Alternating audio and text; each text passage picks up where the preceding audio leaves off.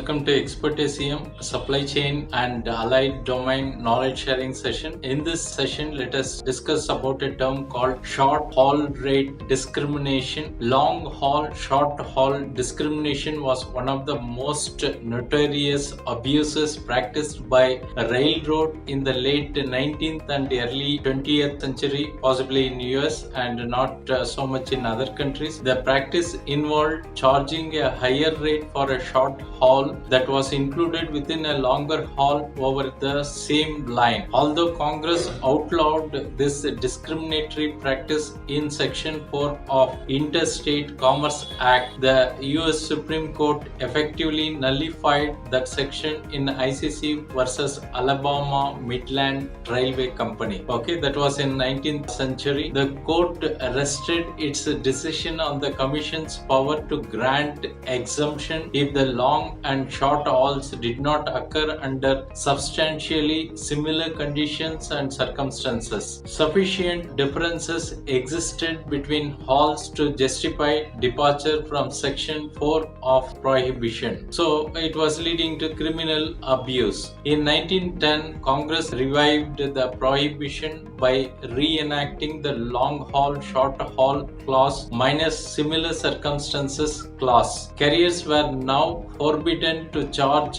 higher rates for shorter hauls regardless of different conditions, although the Commission was still authorized to make exception as it feels necessary. Thanks for watching. Bye.